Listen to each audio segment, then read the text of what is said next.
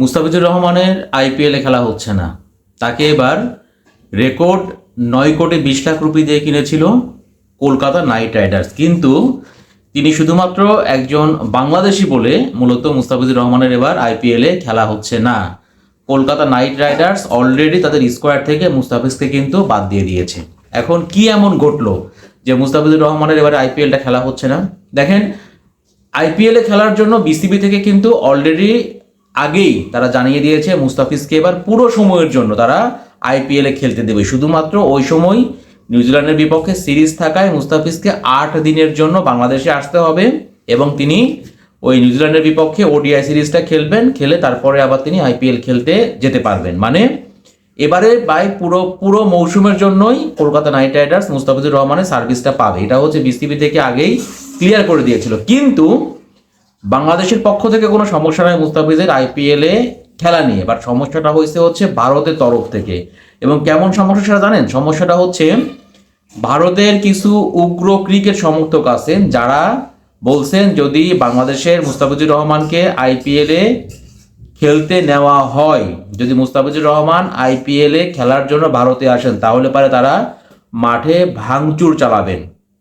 তারা বলছেন তারা আইপিএল বয়কট করবেন, তারা কলকাতা নাইট রাইডার্স বয়কট করবেন। তারা এটাও বলছেন বিমানবন্দর থেকেই মুস্তাফিজুর রহমানকে দেশে ফেরত পাঠানো হবে, মানে বাংলাদেশে ফেরত পাঠানো হবে।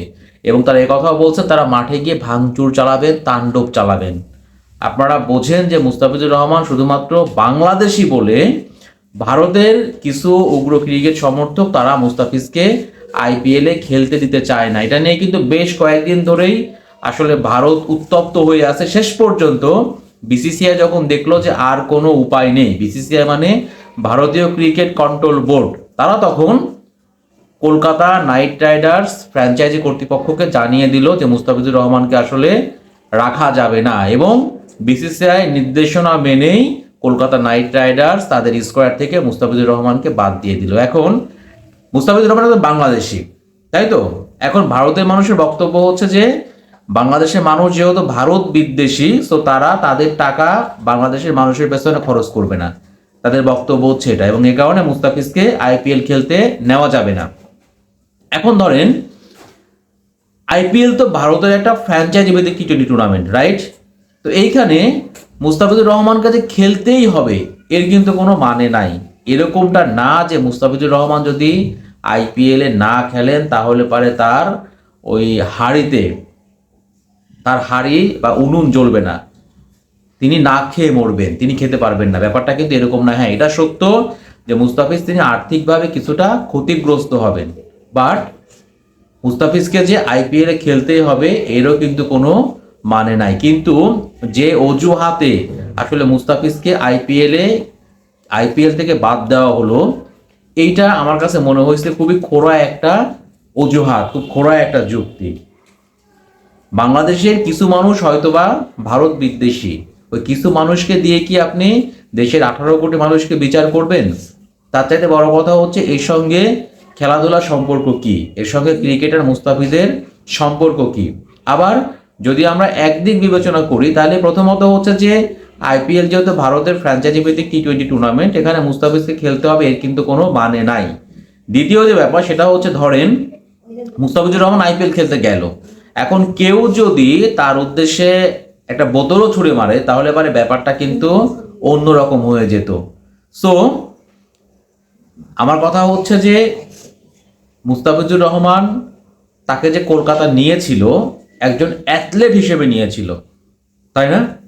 মুস্তাফিজকে কলকাতা যে কিনেছিল 9,20,00,000 দিয়ে, আপনাদের কাছে কি মনে হয় যে মুস্তাফিজের চেহারা দেখে তারা এই টাকাটা দিয়েছিল? না, কখনোই না। মুস্তাফিজ তিনি একজন রিয়েল পারফর্মার, তার পারফরমেন্স বিবেচনা করেই কিন্তু কলকাতা নাইট রাইডার্স তাকে দলে ভিড়িয়েছিল। কিন্তু যেহেতু ভারতের কিছু উগ্র ক্রিকেট সমর্থক তারা বলছেন বাংলাদেশে কোনো খেলোয়াড়কে আইপিএলে খেলানো যাবে না, সো এখানে আসলে এই জায়গাতেই মূলত আইপিএল কর্তৃপক্ষ, বিসিসিআই, কেকেআর মানে কলকাতা নাইট রাইডার্স তারা ওই কিছু উগ্র ক্রিকেট সমর্থকের দাবির কাছে শেষ পর্যন্ত হার মেনেছেন, তারা বাধ্য হয়েছেন মুস্তাফিজকে স্কোয়াড থেকে বাদ দিতে।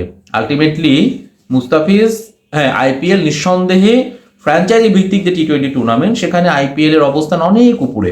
আইপিএল নাম্বার 1 টুর্নামেন্ট, এবং এখানে খেলার জন্য বিশ্বের বিভিন্ন দেশে নামি দামি তারকা খেলোয়াড়রা মুখিয়ে থাকেন। এটা কিন্তু সত্য। বাট আইপিএলে না খেললে পারে, আইপিএলে খেলার সুযোগ না পেলে বাংলাদেশের ক্রিকেটারদের লাইক মুস্তাফিজের যে অনেক ক্ষতি হয়ে যাবে তা কিন্তু না। এখানে তো পাকিস্তানের খেলোয়াড়রা তো খেলে না, তো তাদের কি হয়েছে? তাদেরকে অনেক ক্ষতি হয়ে গেছে? না, তাদের কিন্তু কোনো কিছুই হয়নি। মুস্তাফিজুর রহমান খেললে পারে ভালো হতো, তিনি খেলতে পারছেন না, তাকে খেলতে দেওয়া হচ্ছে না, এটা ভিন্ন ব্যাপার। কিন্তু ওই সময় ধরেন মুস্তাফিজ তিনি এখন আইপিএলে খেলতে পারছেন না, তাই তো? ওই সময় তো নিউজিল্যান্ড সফর করবে বাংলাদেশ, তাইলে পারে তখন মুস্তাফিজ আইপিএলে খেললে তিনি কিন্তু পুরোটা সময় বাংলাদেশ দলকে সার্ভিস দিতে পারতেন না। এখন তিনি আইপিএলে না খেলার কারণে তিনি কিন্তু লাল সবুজের পতাকাকে তিনি সার্ভিস দিবেন, তিনি পুরোটা সময় বাংলাদেশ দলের হয়ে খেলবেন। আসলে সবার আগে দেশ। তো আমি মনে করি যেটা হয় ভালোর জন্য হয়। মুস্তাফিজ আইপিএল খেলতে না পারলে ওই সময় তিনি বাংলাদেশ দলকে সার্ভিস দিবেন, এবং এটা বাংলাদেশ দলের জন্য তথা লাল সবুজের পতাকার জন্যই কিন্তু ভালো। ওই জন্য বলে যা হয় ভালোর জন্যই হয়।